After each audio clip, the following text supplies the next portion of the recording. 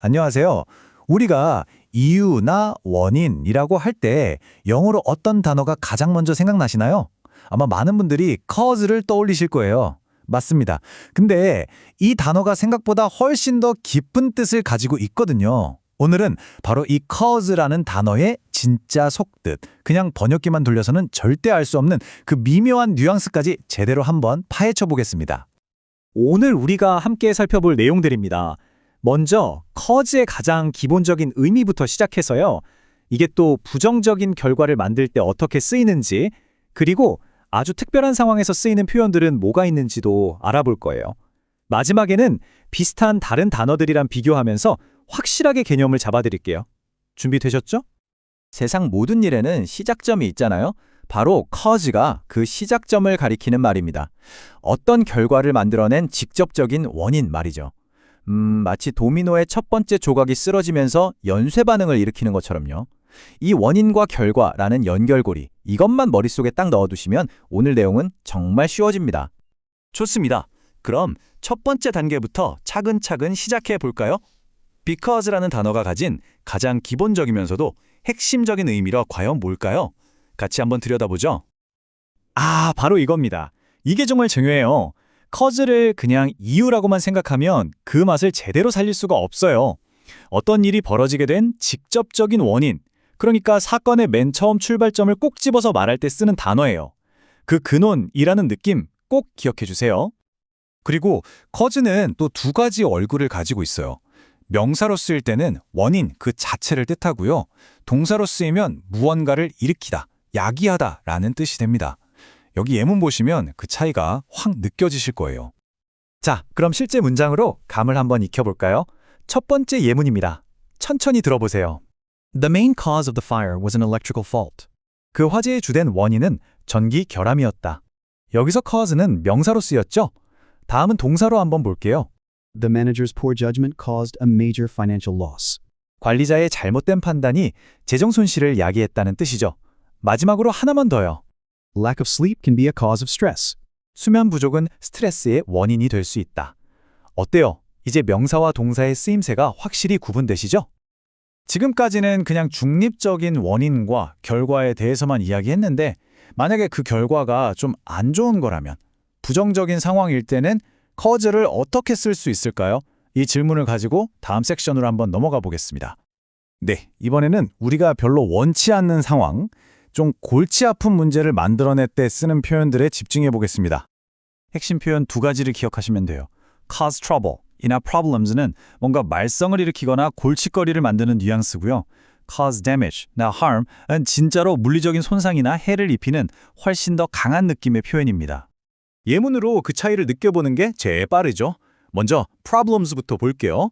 The broken machine is causing problems for the whole factory.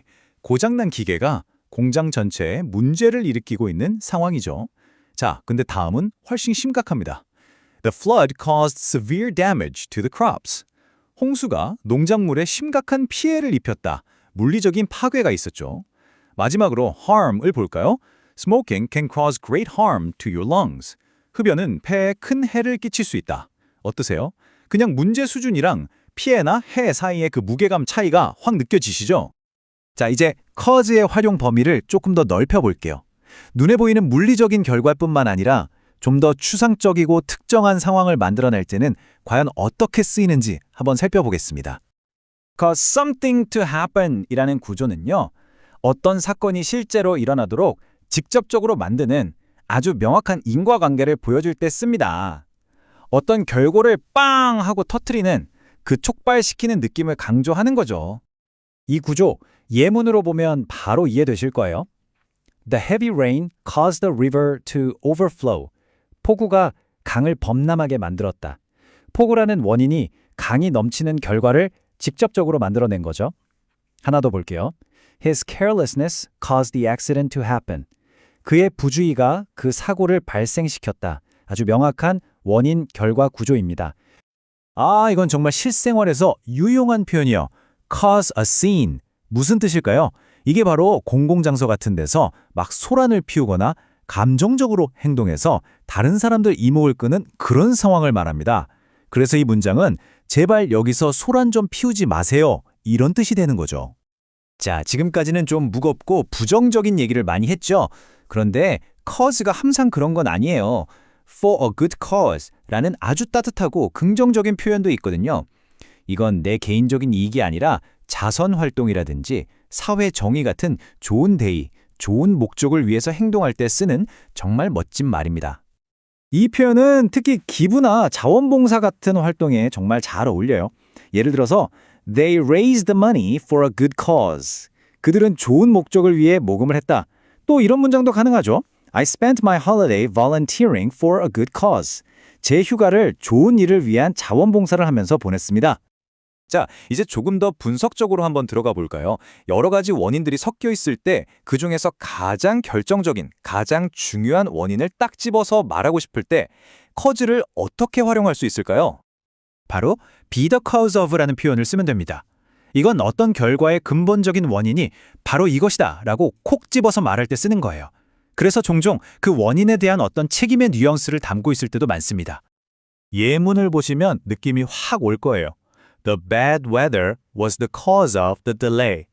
악천후가 바로 그 지연의 원인이었다. 다른 무엇도 아닌 악천후 때문이라고 딱 지정하는 느낌이죠. 다음 예문도요. His mistake was the cause of the company's financial loss. 그의 실수가 회사의 재정 손실의 원인이었다. 그런데 원인이 딱 하나만 있는 경우는 드물잖아요. 여러 원인들 중에서 가장 중요한 원인을 강조하고 싶을 때는요. cause 앞에다가 main, primary 또는 leading 같은 형용사를 붙여주면 됩니다. 그럼 문제 해결의 핵심을 딱 짚어주는 효과가 있죠.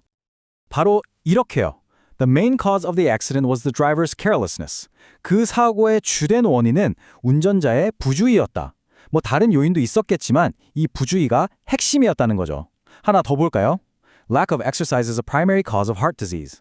운동 부족이 심장병의 주요 원인이다. 자, 드디어 마지막 섹션입니다. 왜? 라는 질문에 답하는 단어가 because만 있는 건 아니잖아요. 우리가 아는 다른 단어들이랑 비교하면서 언제 어떤 단어를 써야 가장 정확한지 그 미묘한 차이를 한번 알아보겠습니다. 이게 정말 중요해요. 자, 이 표가 오늘 내용의 하이라이트라고 할 수 있겠네요. 이 네 단어의 차이를 제가 하나의 상황으로 아주 쉽게 설명해 드릴게요. 자, 어떤 사람이 창문을 깼다고 한번 상상해 보세요. 창문이 깨진 직접적인 원인, 즉 물리적인 원인은 날아온 돌멩이죠. 이게 바로 cause입니다. 그럼 그 사람이 왜 돌을 던졌을까요? 그 행동에 대한 논리적인 설명, 예를 들어 아내가 친 고양이를 구하려고 그랬어요 라고 말한다면 그게 바로 reason이 되는 거예요.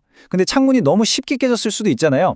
유리가 낡았다는 점도 하나의 영향을 미친 요소가 될 수 있겠죠? 이게 바로 팩터입니다. 마지막으로 만약 그 사람이 건물 주인에게 앙심을 품고 복수하려고 창문을 깬 거라면 그 복수심이 바로 행동 뒤에 숨어있는 심리적인 모티브, 즉 동기가 되는 거죠. 어떠세요? 이렇게 보니까 차이가 정말 명확하게 보이지 않나요? 오늘 배운 내용들을 한번 정리해 볼까요? because라는 단어를 제대로 이해하고 사용한다는 건 단순히 단어 하나를 더 외우는 걸 넘어서는 의미가 있습니다. 이건 영어로 어떤 현상에 대해 훨씬 더 논리적이고 설득력 있게 설명하는 기술을 갖게 되는 것과 같아요. 오늘 배운 내용들이 여러분의 영어 실력에 아주 강력한 무기가 되어줄 겁니다.